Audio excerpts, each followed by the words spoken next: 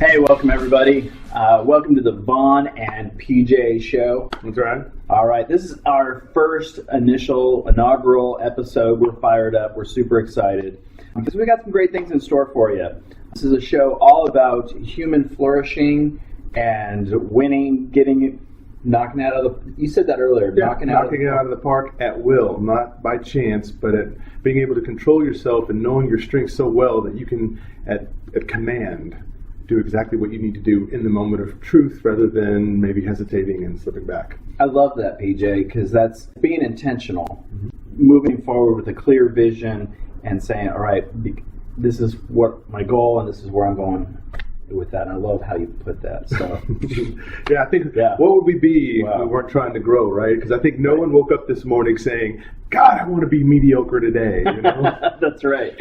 So, hey, well, listen, we want to introduce ourselves. PJ, tell us a little bit about yourself, your background, and how you and I met, and where we can, we'll go from there. That sounds great. So, I'm a professional development coach and speaker and trainer and educator. I mean, what would I be doing if I'm not in front of people talking? That's how I come alive. And what we hope to do throughout this podcast is help you get to that place where you come alive, where the hair stands up on the back of your neck. That's when you know you're dealing with your strength. So for me, it was just an idea of I was working for a big paper in town, but it wasn't everything. There was still something there that I wasn't quite using. And so eventually, for me, it was going out and finding out about the Strengths Finder, taking the assessment, and then when I saw what the talents were, it just made sense that I'm doing what I'm doing. So as a professional coach, what I do is I look for clients and see how I can help them get unstuck. Because it seems like that's the big thing, Vaughn. Like everybody is stuck. They're all trying to figure out how to get unstuck. And so I'm the guy that helps people get traction in that case. I love that.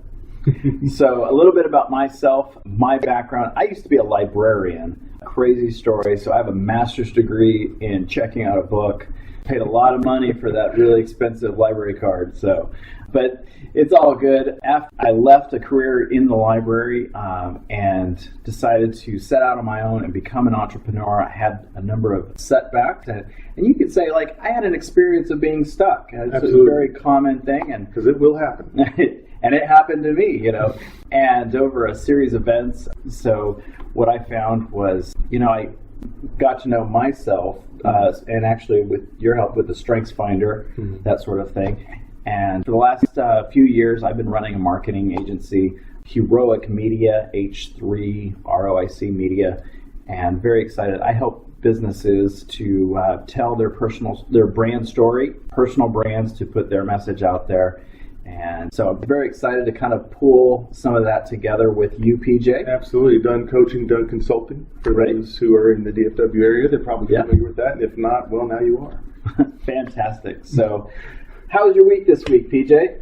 Wow, it was a good week. Yeah. I had a huge keynote on Tuesday talking to all the HR professionals in Dallas. Wow. And that was wonderful because it's exactly what I'm made to do. It doesn't matter how big or small the crowd is. It's just if there's an opportunity to go educate, train, or inspire people, then I want to be there. But in a non-cheesy way, but in a way that just says, hey, I get it.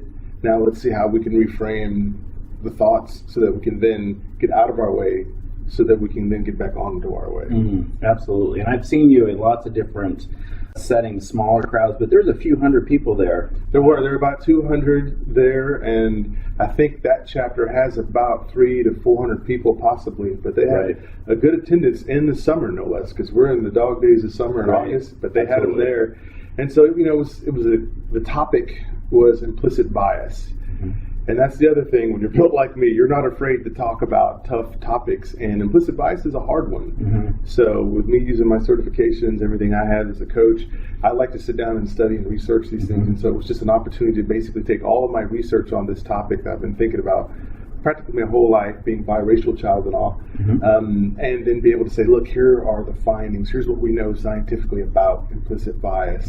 Now, to take a very tough topic, but then say it with enough humor, but then not dissolve the tension of the situation because it's very real, is a tough task. But again, that's the kind of stuff that I live for. And I know you do stuff like that. How was your week, man? Oh, wow. You know what? I'm getting energized just thinking, because those are some huge issues, And they cut to the core of who we are as people. Because every day, I mean, we live in a diverse society, and every day we have to think through issues of how we connect in relationships with other people. And, you know, those are some huge for us to address. You know, I had a few meetings this week with some businesses. Of course, I sit down and I work with a lot of businesses on their marketing. It was really interesting. So I met with a bar here in Dallas that are looking to really take their business to the next level. And one of the things that came up, and I say this really for illustrative purposes because this sort of thing happens a lot, is that we talk about now, this day and age, with podcasts, with video, with social media, the internet now, some people, you may have heard it said that social media is just the current state of the internet. And that's where businesses, that's where attention is. And so that's where businesses need to be. So if you want focus on your business, you absolutely want to be where people are looking. And right now it's on their phones. Basically, phones and tablets. In fact, we probably use our phones way more than even a laptop computer or anything like that.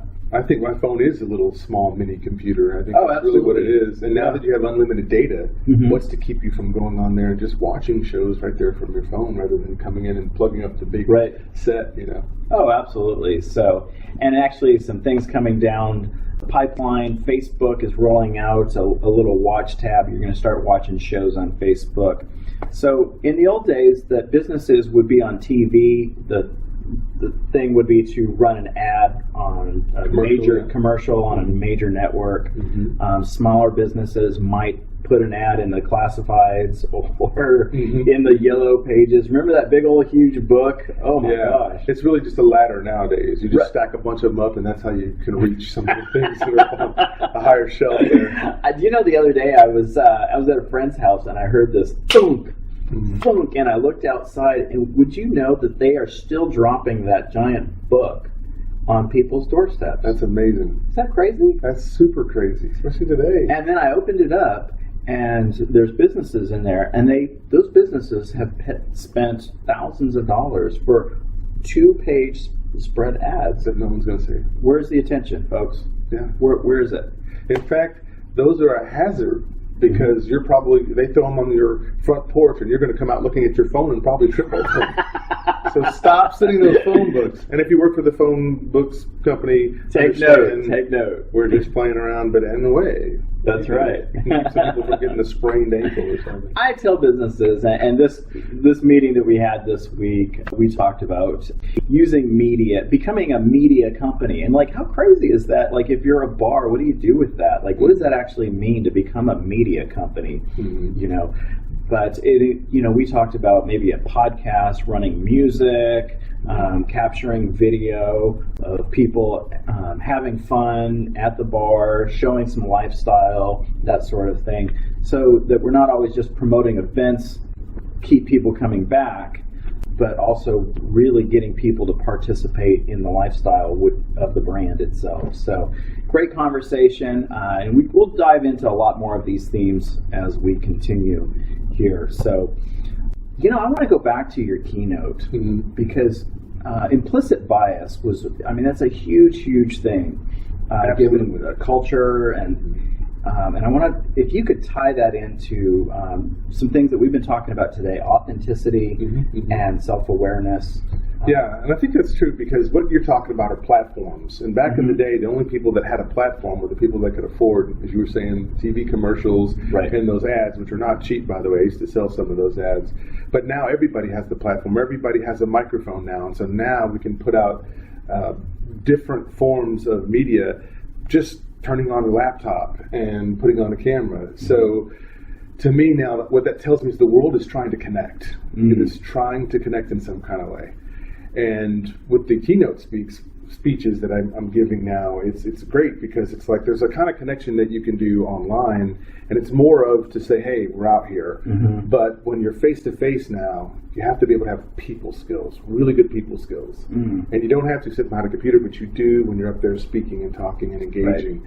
So with the keynote, talking about implicit bias, it was incredible because if we're not engaging face-to-face as much because of technology, then we're even more awkward having a conversation that's already awkward. Right. So what I wanted to do was kind of break through that barrier and say, no, it's not necessarily about us believing that there's a us and a them. It's about taking people who we are putting in a different group and individualizing them. Because once we can individualize them, we can actually see them as a person, and then that breaks the stereotype or the bias, right? Which are just hardened attitudes or stereotypes about a particular group.